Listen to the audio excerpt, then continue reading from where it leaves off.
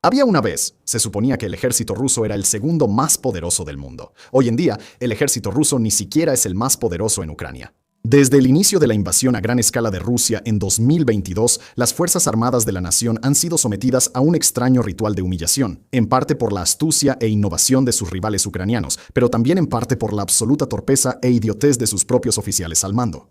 No se equivoquen, Ucrania nunca habría resistido tanto tiempo si no fuera por la valentía y tenacidad de sus Fuerzas Armadas, pero la constante capacidad de Rusia para meterse en nuevos y catastróficos errores definitivamente también ayuda. Por dolorosos que hayan sido los últimos años para el ejército ruso, la situación se ha deteriorado aún más en 2026. Rusia está perdiendo tropas a un ritmo sin precedentes, gastando más vidas, más municiones y más riqueza estatal, incluso mientras capturan cada vez menos territorio cada mes. Sus comandantes en el campo de batalla están tomando decisiones cada vez peores, y luego mienten abiertamente a sus superiores cuando sus ataques inevitablemente fracasan. En el Kremlin, Vladimir Putin está rodeado de personas que le hacen llegar constantemente relatos de falsas victorias, mientras que, en las líneas del frente, la ofensiva de primavera y verano de Rusia ha fracasado rotundamente. Pero por muy incompetente que parezca el ejército ruso, la realidad es aún peor, porque detrás de las victorias ucranianas y de los errores evidentes de Moscú, el ejército ruso ha construido una máquina oculta y corrupta, donde cada catástrofe en el campo de batalla pone rublos en los bolsillos de los rusos. Al principio del episodio de hoy, tenemos que empezar con una advertencia sobre las Fuerzas Armadas rusas. A pesar de los golpes que Moscú ha recibido en Ucrania y a pesar de todos los problemas de los que vamos a hablar, no estamos aquí para afirmar que el ejército ruso está a un paso del colapso total. Hasta el momento en que se escribió esto, el avance ruso en el campo de batalla básicamente se ha detenido en términos generales, pero Rusia sigue avanzando en algunas áreas, así como también retrocede en otras. En realidad, lo que queremos es llamar su atención sobre el punto opuesto, que incluso después de todo lo que Ucrania ha logrado en esta guerra, e incluso después de todo el potencial que Moscú ha desperdiciado, el ejército ruso sigue en pie. A veces parece estar en pie a pesar de sí mismo, pero aún así, sigue en pie. Señalamos eso en parte porque queremos mantener expectativas realistas en esta discusión, pero también porque debemos tener ese hecho en mente cada vez que nuestra conversación gira hacia la corrupción. La corrupción y la explotación que vamos a describir hoy no son un accidente. Existen debido a la guerra en Ucrania. Se alimenta de la guerra en Ucrania, y las personas que más se benefician de la explotación son las mismas que tienen los mayores incentivos para asegurarse de que la guerra continúe. Incluso después de que cualquier evaluación externa honesta sugeriría que las ganancias rusas ni siquiera se acercan a valer el costo. Pero comencemos la historia de la fuerza de la incompetencia rusa con los problemas que sus enemigos en Kiev le han impuesto a Moscú, empezando con la ofensiva rusa de primavera y verano. Hace apenas unos meses, Rusia estaba moviendo recursos para lo que se suponía sería un gran avance centrado en la ciudad de Sloviansk, en el parcialmente ocupado Oblast de Donetsk.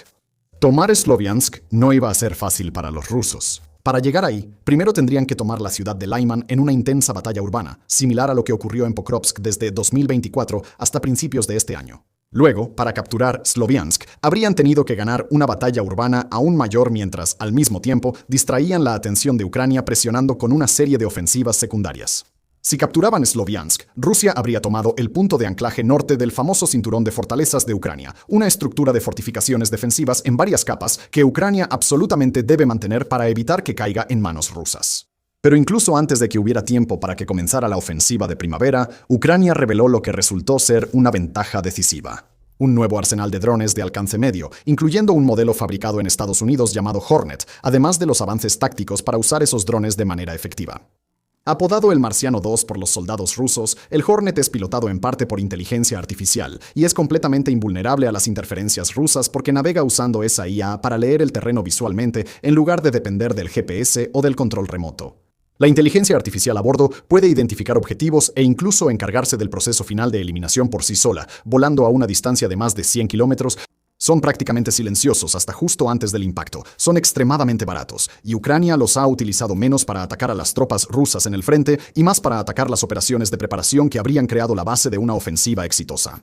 Las fuerzas rusas no han podido proteger sus reservas de municiones, sus camiones de combustible, ni sus campamentos y campos de entrenamiento lejos de las líneas del frente. Y el Hornet no es el único dron en el arsenal de Ucrania.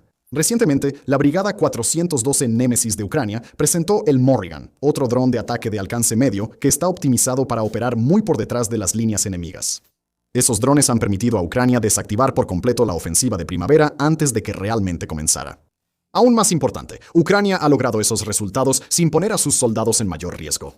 Las fuerzas de Ucrania están crónicamente faltas de personal y perpetuamente exhaustas, y Kiev no tiene la capacidad de enfrentarse cara a cara con toda la fuerza de una ofensiva rusa en ninguna zona. Pero en cambio, ha destruido por completo la infraestructura que Rusia necesitaba para crear una ofensiva que no colapsara bajo su propio peso.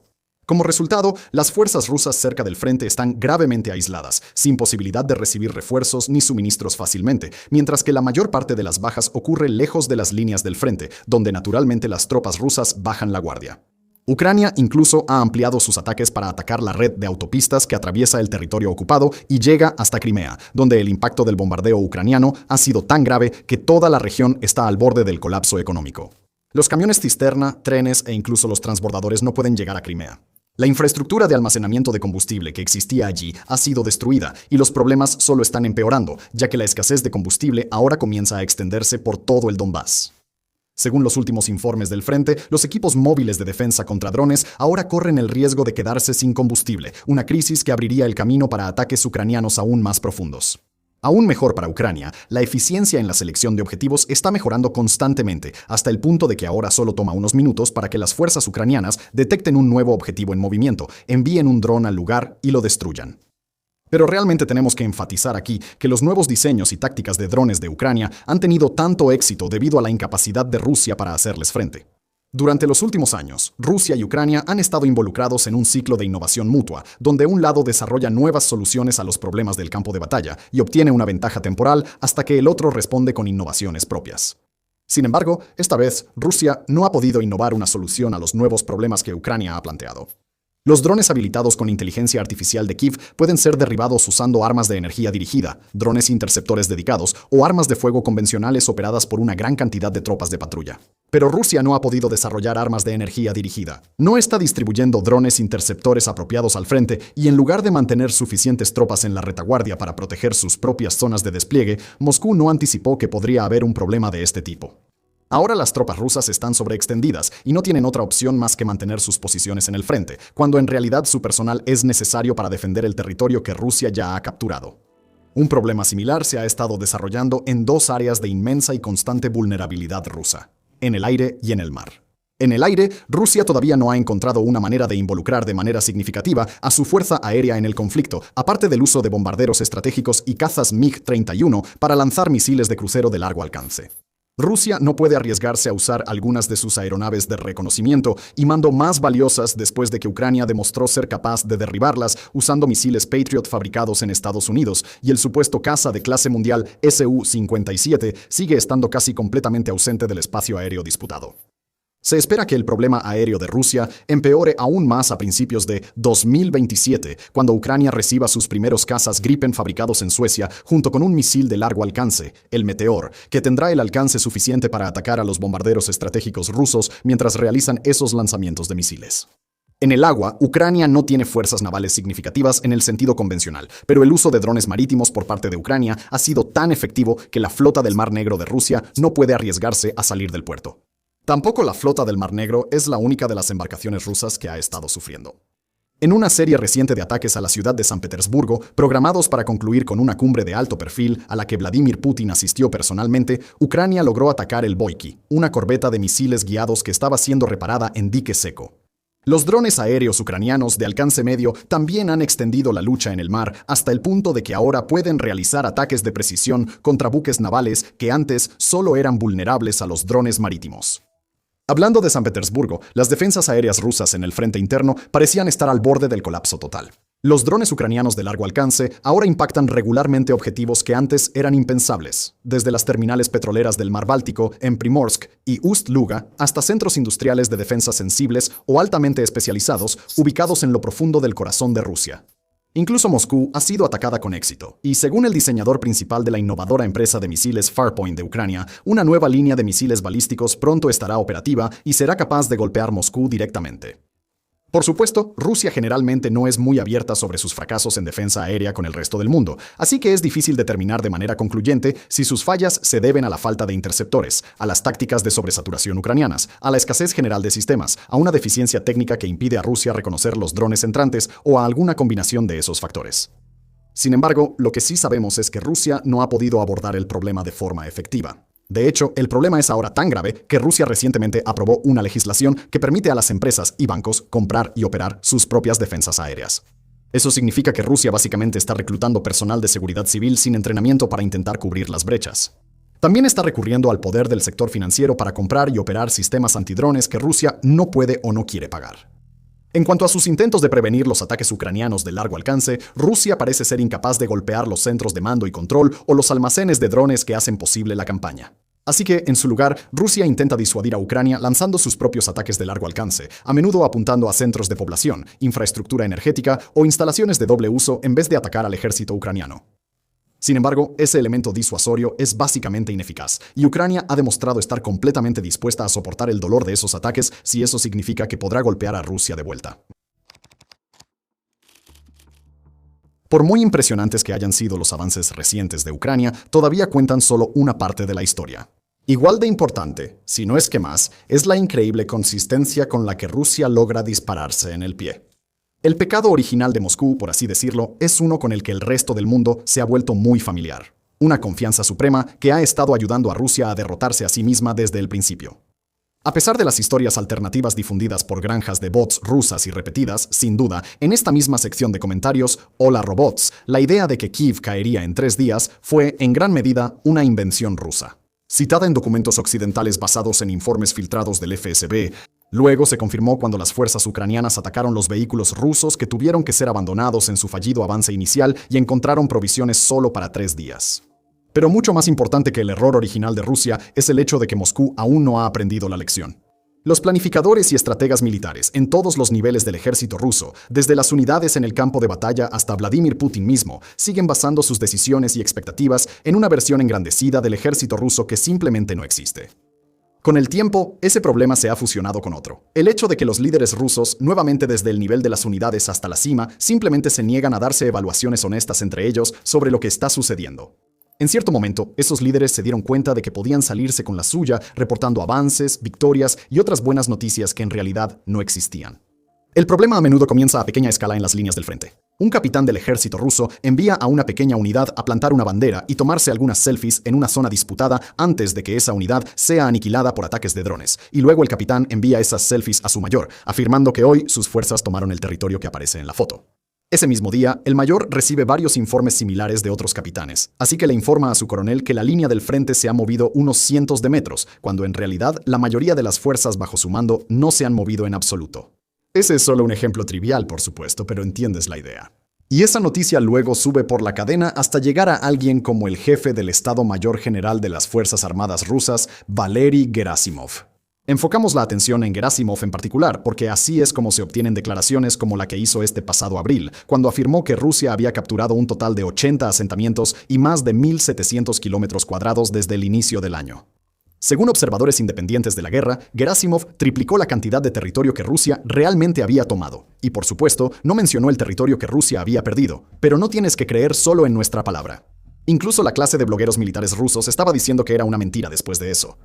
Pero esas malas comunicaciones institucionales, combinadas con la percepción inflada que tiene el ejército ruso de sí mismo, se unieron para formar un tercer problema, una exigencia de avanzar a toda costa.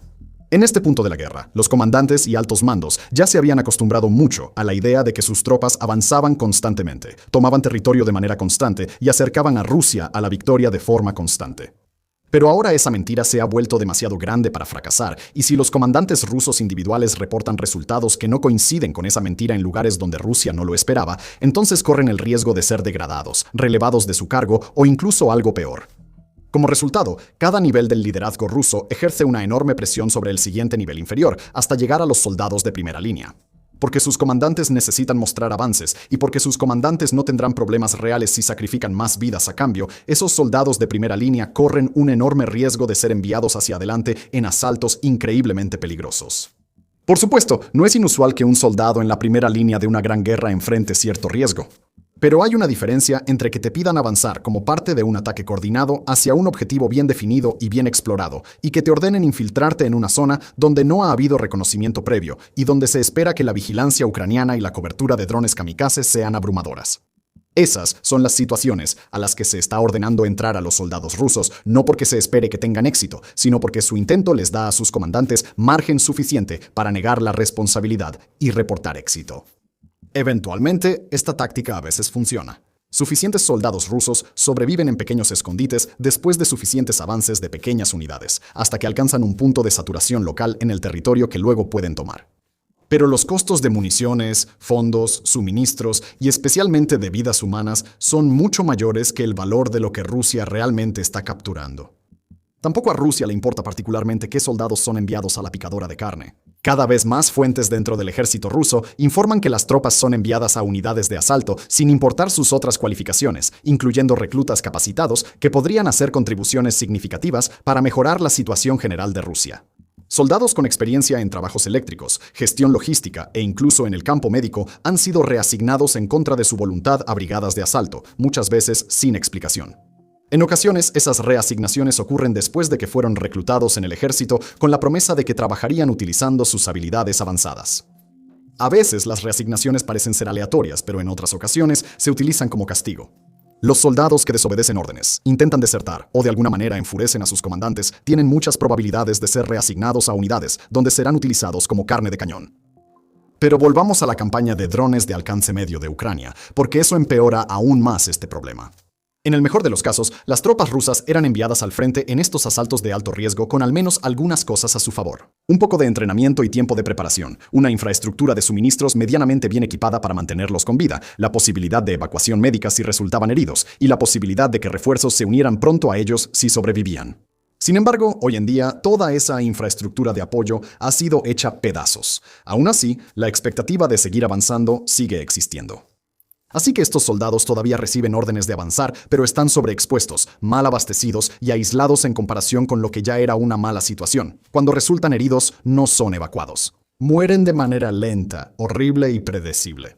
Hasta el punto de que, en lugar de la proporción habitual de un muerto por cada 3 heridos en la guerra moderna, las evaluaciones ucranianas sugieren que el balance de Rusia se parece más a 2 soldados muertos por cada 1 herido. Aún peor, los soldados que resultan heridos a menudo son enviados de regreso al combate. De vez en cuando, aparecen videos desde las líneas del frente que muestran a soldados en muletas o en sillas de ruedas con heridas visibles de metralla o lidiando con extremidades que no funcionan como deberían, obligados a regresar a las unidades de asalto, donde su muerte es casi segura. Y todo eso ya sería bastante malo si Rusia no insistiera en obstaculizar aún más a sus soldados. Tomemos como ejemplo el equipo de drones en el frente. Según fuentes de blogueros militares rusos, el Kremlin ordenó recientemente que la mayoría de las unidades de combate entregaran drones de varios modelos, enviándolos de regreso para ser reasignados a las fuerzas de drones dedicadas de Rusia. Eso a pesar de que las fuerzas de drones rusas no están debidamente distribuidas a lo largo de la línea del frente y no forman parte de ninguna infraestructura eficiente de toma de decisiones que les permita apoyar a las tropas rusas en tiempo real. Así que, donde antes un pelotón ruso podía usar pequeños drones FPV para explorar sus alrededores o atacar objetivos ucranianos, ahora no tienen nada. Están ciegos operativamente y dependen de otra rama del ejército para recibir apoyo. En teoría, Rusia ha comenzado a solucionar el problema. Funcionarios en Moscú dicen que Rusia ahora está produciendo una cantidad récord de drones FPV. Sin embargo, según los blogueros militares, estos drones de reemplazo son poco confiables, ineficaces y de una calidad de construcción peligrosamente baja. De manera similar, las tropas rusas aún están lidiando con la decisión de cortar el acceso a Telegram hace un par de meses, exigiendo que Telegram sea reemplazado por la aplicación estatal Max, a pesar de que es insegura, incompleta y extremadamente defectuosa.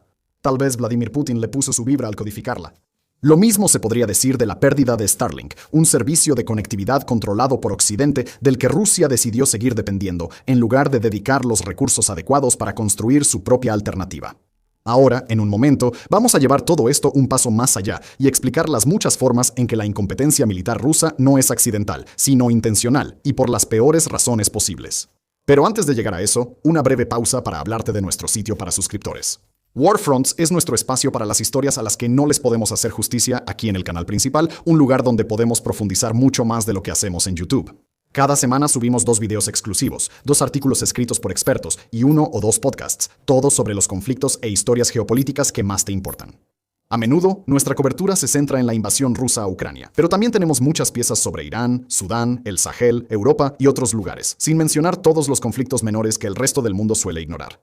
Esta semana lanzamos un episodio exclusivo de Análisis Profundo, que ofrece una mirada detallada a la forma en que Corea del Norte entiende al resto del mundo. Eso es casi 1 hora y media sobre la visión salvaje pero muy clara de Pyongyang sobre las cosas, y no lo puedes encontrar en ningún otro lugar. Una suscripción a Warfronts cuesta solo $5 al mes o $50 al año. Eso es frontstock.co. Échale un vistazo. Y ahora, volvamos a ello. Ahora mira, si termináramos este episodio en este momento, la situación que hemos descrito ya sería lo suficientemente mala. Un ejército ruso que no ha logrado abordar las innovaciones de combate ucranianas y que constantemente toma decisiones que ponen a sus tropas en un riesgo extremo e innecesario. Pero muy a menudo, cuando un país o una fuerza de combate parece sufrir problemas tan generalizados y tan obviamente estúpidos que parecen imposibles de entender, es importante hacer otra pregunta. ¿Quién está cobrando? Si los incentivos obvios de Rusia son aumentar la potencia de combate de sus tropas, lograr avances legítimos en el campo de batalla y eventualmente ganar la guerra, entonces, ¿quién se beneficia dentro de Rusia asegurándose de que eso no suceda? Para responder a esa pregunta, te vamos a invitar a que pienses en la guerra de una manera un poco diferente, solo por un minuto. Quita a las personas, las armas, los tanques, los drones y el territorio, y piensa en la invasión de Rusia como un flujo de dinero. Ese dinero está siendo enviado desde dentro de Rusia y canalizado hacia Ucrania, enviado en forma de equipo militar, suministros de combustible y pagos directos hechos a los soldados rusos. Luego, parte de ese dinero regresa a Rusia como salarios de esos soldados, llega a cuentas bancarias o se envía a sus familias. Ese flujo de fondos está parcialmente regulado, pero ocurre en una zona de combate activa y sus alrededores, lo que significa que es difícil de monitorear. Y las transferencias financieras tienen que hacerse con una supervisión interna limitada o con pocas protecciones anticorrupción, sin mencionar que el Estado ruso no es precisamente el mejor en cuanto a supervisión interna. Las transacciones ocurren en una escala agregada de decenas de miles de millones de rublos, lo que significa que incluso cantidades relativamente grandes de dinero faltante pueden ser fácilmente descartadas como un simple error de redondeo. Así que mira, si fueras una persona interesada en tomar dinero que razonablemente podrías obtener en algún lugar dentro de la economía rusa, entonces la guerra es el lugar perfecto para hacerlo. Solo tienes que averiguar dónde puedes interponerte en el flujo regular de fondos, ya sea que esos fondos se dirijan a la zona de conflicto o estén saliendo de ella. Echa otro vistazo a los problemas con los que lidia el ejército ruso, y el espectro de la corrupción interna está en todas partes.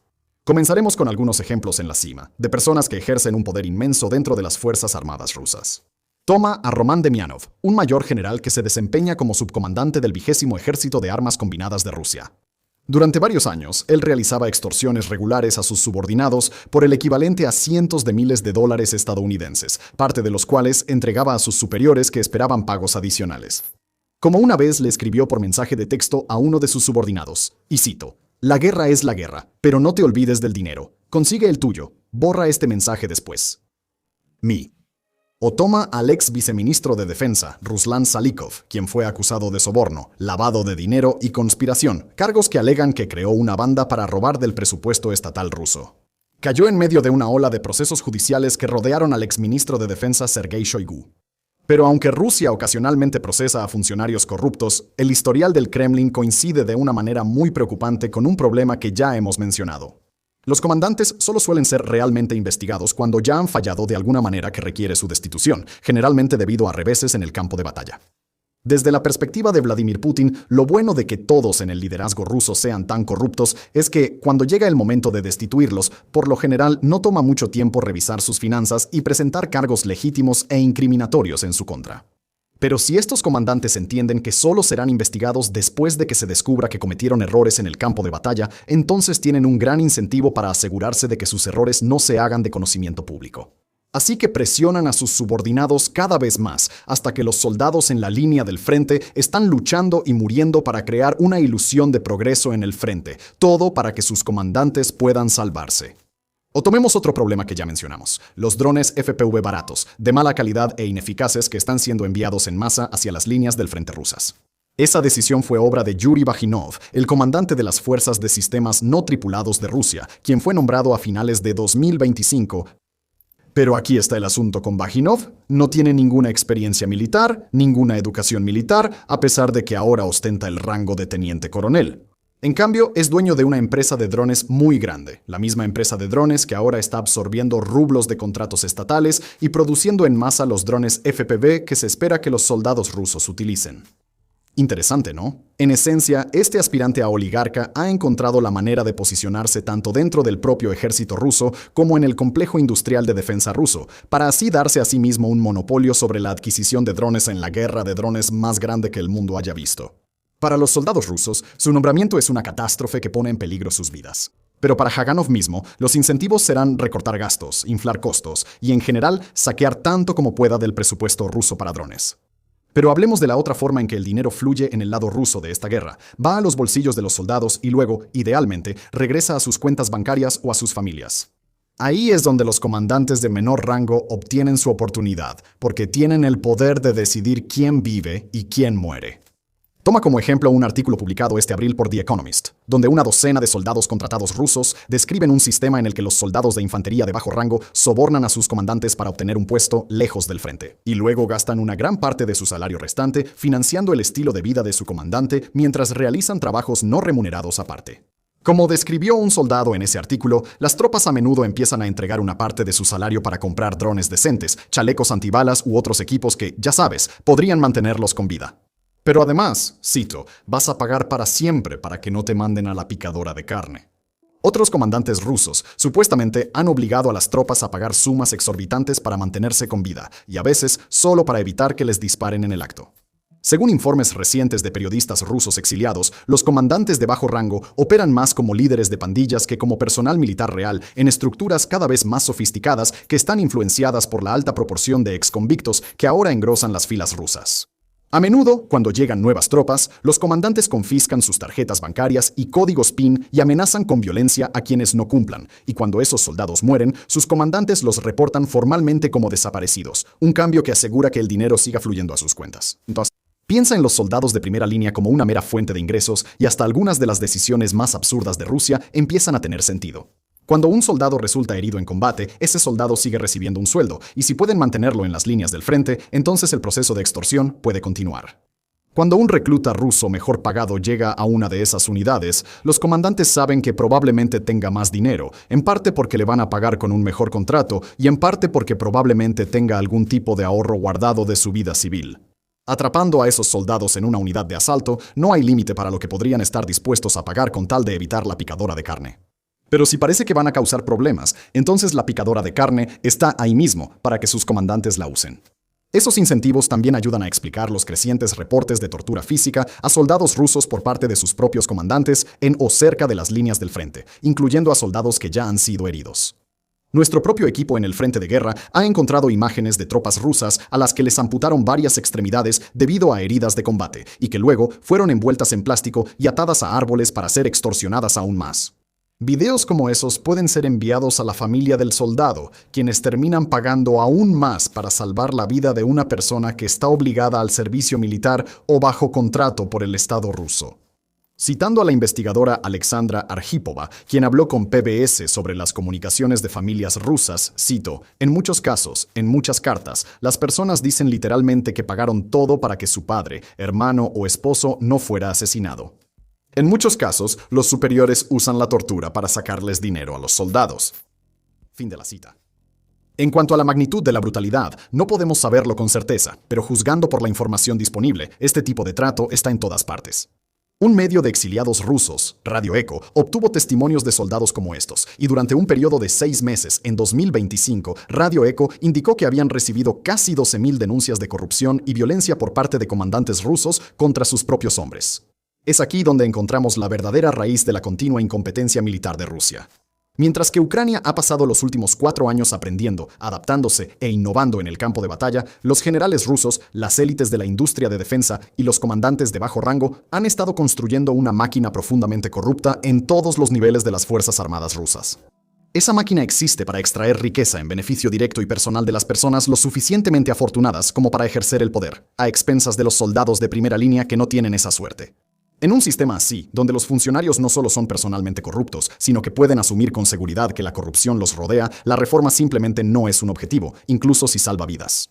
La reforma ahí es un peligro, incluso un enemigo. Porque si Rusia alguna vez solucionara la incompetencia que recorre sus fuerzas armadas, entonces destruiría la máquina que la incompetencia rusa está diseñada para servir. En este momento, ese statu quo exige informes constantes de avances por cualquier medio necesario, y el Kremlin está dispuesto a pagar cada rublo en Rusia para que eso suceda. Pero el ejército de Vladimir Putin está lleno de personas a las que realmente no les importa conquistar Ucrania, siempre y cuando sepan que tendrán la vida resuelta en la Rusia de posguerra que viene después. La incompetencia rusa está empeorando porque se está volviendo más sistemática y porque el liderazgo ruso ha demostrado que la corrupción no será controlada mientras continúen los avances. La incompetencia es el objetivo, porque mientras más dure esta situación, más tiempo podrá esta enorme máquina corrupta seguir generando ganancias. Gracias por ver, eso fue realmente deprimente.